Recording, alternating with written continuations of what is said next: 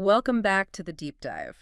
So picture this for a second. Okay. You're handed a magic lamp and a genie pops out.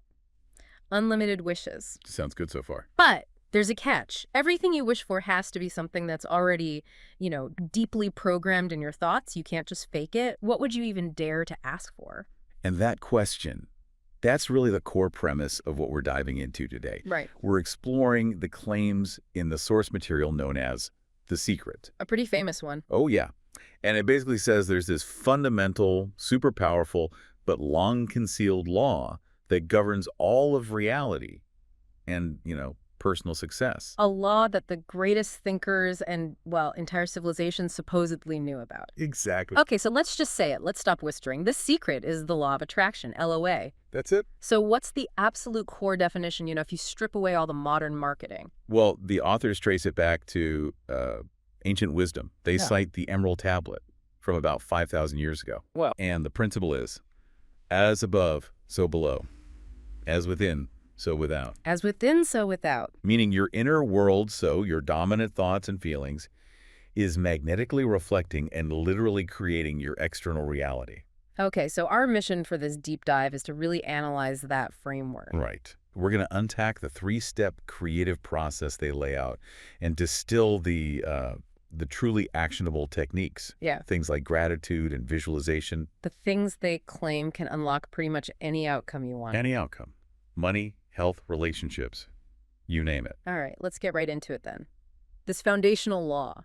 The idea that thoughts become things. It's a pretty radical idea, but the material insists this isn't some new age concept. Not at all. And the key takeaway isn't just like a long list of famous names. Right. It's the consistency of the idea across completely different fields. Like what? Well, you see this core principle that your internal focus creates your external reality in philosophy, Socrates, Plato, in the thinking of scientists like Sir Isaac Newton and Goethe. And it's woven right into the fabric of major world religions. And the sources get even more specific. They point to the ancient Babylonians. You do. They're presented as a civilization that practically mastered this law. The ones famous for being incredibly wealthy. Immensely prosperous. Yeah. And their engineering. I mean, they built the Hanging Gardens, one of the 7 wonders of the world. Right. And the argument is that their success wasn't just luck. It was intentional. A consistent application of this principle. Which I guess brings us to the physics of it all, as they describe it. Yeah, this is where it can get a little tricky for people. The idea that thoughts are magnetic and have a frequency. Right. And we should probably acknowledge that this language frequency transmission tower, it's often used as a metaphor. To explain a psychological process. A very complex psychological and cognitive process. Yeah. The core concept is that our dominant thoughts and our emotional states, they create this internal vibration, and that vibration gets sent out. And because, It pulls in things on the same wavelength. Exactly. It's like a tuning fork, magnetically attracting situations, people, opportunities that resonate with whatever that internal state is. It all comes back to you. Everything sent out returns to the source. You. Yeah. So let's use their analogy then, the human transmission tower. Okay. If we're broadcasting on a channel, what's the picture of our life that we're getting? It's like tuning a TV. You pick a frequency, you get a picture. Simple as that. So if you are constantly broadcasting worry, fear, lack, well, the pictures you get back in your life, your circumstances, are going to reflect that chaos. So to change your life, you have to change the channel. We have to change the channel by changing your persistent thoughts. You can't just fiddle with the picture on the screen. Which is why Mike Dooley boils it all down to thoughts become things. The perfect summary. But this is where it gets really fascinating, because if our dominant thoughts are what matters, then most people are accidentally creating the very things they don't want. This is what the material calls the don't want epidemic. We're just, wired to focus on threats and problems. So we're constantly thinking things like, I don't want to lose my job. I don't want this relationship to fail, or I hope I don't get the flu. And the law of attraction only hears the subject. It only hears job loss, failure, flu. It doesn't register the negation, the don't. So by focusing on what you're trying to avoid, You're actually bringing more of it right to you. it's an epidemic of accidental focus. But, I mean, we have 60,000 thoughts a day. How can anyone possibly monitor all of them? You can't, and thankfully you don't have to. Okay, The good. source material gives us this amazing shortcut. Yeah. our emotions. Our feelings. Your feelings are this incredible gift. They're your immediate, real-time frequency feedback mechanism. So if you're feeling stressed or sad, That's an instant signal. It's telling you that your thoughts right now are attracting things you don't want. so negative feelings aren't a punishment. They're like a GPS telling you you've taken a wrong turn. Exactly. They're a navigational tool. If you wake up feeling frustrated and you just let that mood ride, The universe is going to send you more things to be frustrated about. it will. It'll sustain that feeling by giving you little annoyances all day long. You're basically choosing to stay on that frequency. And this connects to a really crucial idea, the time delay. Yes. Lisa Nichols says this is actually a really good thing. A buffer. Yeah. Thank goodness for the time delay. Can you imagine if our thoughts manifested instantly? We'd be in so much trouble. Constant chaos.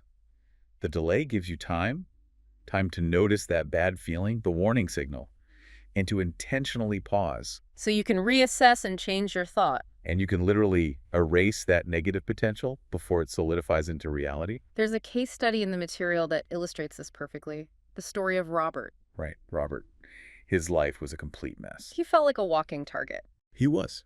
Because his external world was just a perfect reflection of his internal focus. He was so focused on his unhappiness. And the law just accelerated it. Oh, yeah.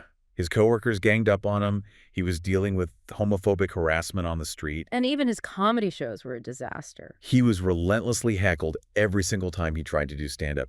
His internal story was just, the world is against me. So what was the shift? What did he have to do to break that cycle? He was taught to stop focusing on the misery, to stop complaining about the To harassment. stop giving it energy. Exactly. He was told to concentrate only on what he actually wanted. Positive attention, appreciation, security. So he redirected all that intense negative energy. And started applying it to positive images of success instead. And the change was fast. It was incredibly dramatic. Within about 6 to 8 weeks of this consistent internal shift, Everything changed. the negative circumstances just vanished. The people tormenting him at work either got transferred or they quit. The street harassment stopped. In the comedy. That was the crowning moment. His routines, which used to attract hecklers, started getting standing ovations. Wow. His external world just rapidly reshaped itself to mirror his new internal belief that he was worthy of good things. That's a powerful story, and it sets us up perfectly for the next part. If we've managed to change our frequency, what's the intentional 3-step process for building something new? This is what they call the creative process. It's the how-to guide. And they use the Aladdin metaphor. Right. The genie is the universe. Yeah. And it always responds with, your wish is my command. No judgment. And critically, no limit to your wishes. Okay, so step 1, ask. Sounds easy, but I bet clarity is where most people stumble. Clarity is everything. Dr. Joe Vitale says it's like placing a single clear order from the universe's catalog. You have to know what you want. Precisely. And they suggest a really powerful technique for asking. Which is? Using the affirmation, I am so happy and grateful now that. So you start from the feeling of already having it. You're immediately putting yourself into that vibration. Okay, step 2. Believe. This feels like the hardest part for a lot of people. Believing in what you can't see. It's the biggest friction point, for sure. I mean, if you're drowning in debt, how do you genuinely make believe you're wealthy without feeling like a total fraud? Lisa Nichols calls it unwavering faith. You have to believe it's already yours in the invisible realm the second you ask for it. So you're not believing the reality of your bank statement. No, you're believing in the certainty of the outcome. You have to act as if, like a kid playing make-believe, they are fully committed. It's about shifting the internal feeling. Precisely. Away from lack, toward abundance, regardless of the current facts. And that sustained belief is the key. It's your power. The genie of the universe. It responds to your most consistent, your predominant thought and feeling, not just a fleeting wish. And that leads to step 3, receive. This is where people start pushing and trying to force things. And that's the big mistake. There's a huge difference between strenuous action and inspired action. How do you know the difference? Strenuous action, trying to make it happen, feels like pushing, struggling, fighting the current of a river. Right. But inspired action feels joyous, effortless, Easy. It's like you're just flowing downstream with the current. You know you're in the receiving mode because the action feels good. It feels good. That's the signal. Let's pivot then to some of the advanced techniques, the things that really lock you into that receiving frequency, starting with gratitude. Gratitude is presented as the absolute key, the master tool. Why is this so important? Because when you feel genuine gratitude, your mind is instantly in harmony with the highest creative energies of the universe. And the law has to give you more things to be grateful for. It has to respond. I find the idea of giving thanks in advance really powerful. It's maybe the most powerful application Eh? because it solves the belief problem. So? If you are grateful as though you've already received it, you are broadcasting the signal that you possess it now. You're operating from abundance, not from lack. And there's some really simple, practical ways to build this habit. Oh, yeah. James Ray suggests a daily practice. Every morning, the second your feet hit the floor, you just start saying thank you. Setting your vibration for the day. Setting the whole tone. Yeah. And this led Lee Brower to his gratitude rock.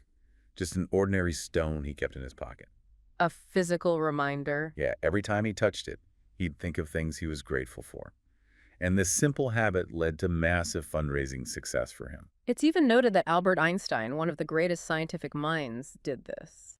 He knew the secret. He reportedly said thank you hundreds of times a day. Okay, let's move to visualization.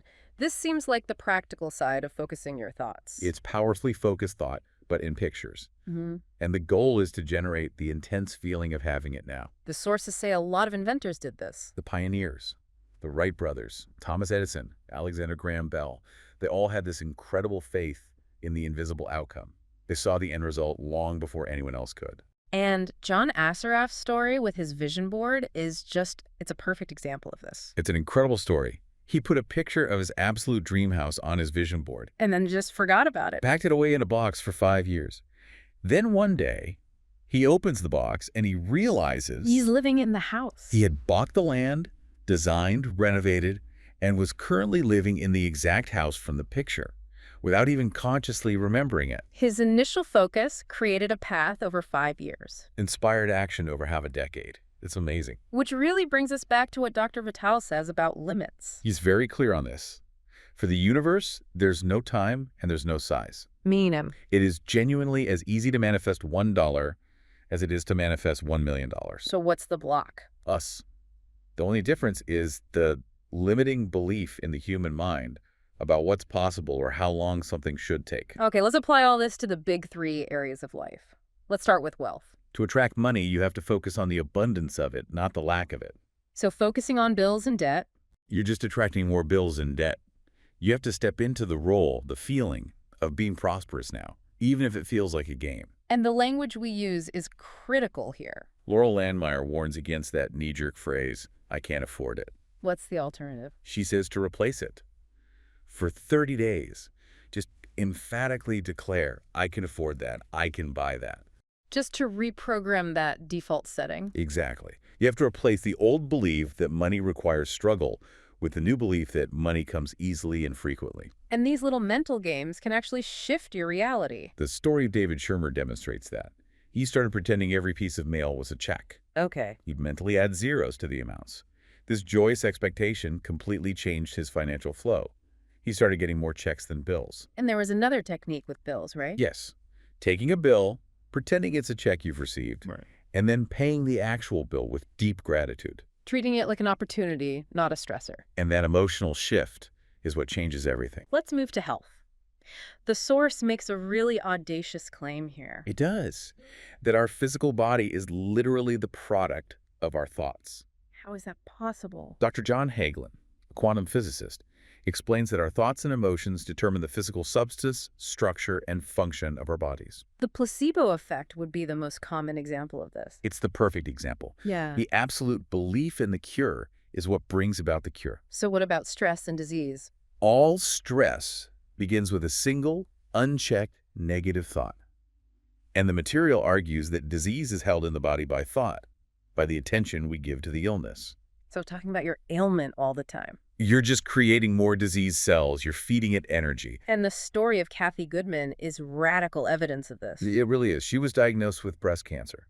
But instead of focusing on the diagnosis, she did the exact opposite. She focused on healing. With radical gratitude. Every day she would say, "Thank you for my healing," as if it were already done. And she only watched funny movies. Why funny movies? Laughter releases negativity. It's a powerful physical antidote. And she healed. In about 3 months, completely, with no radiation or chemo. The source says because the body is always regenerating, the belief in aging and decay is just limited thinking. Okay, finally, let's touch on relationships. The theme here seems to be about looking inward first. Absolutely. Your job is you.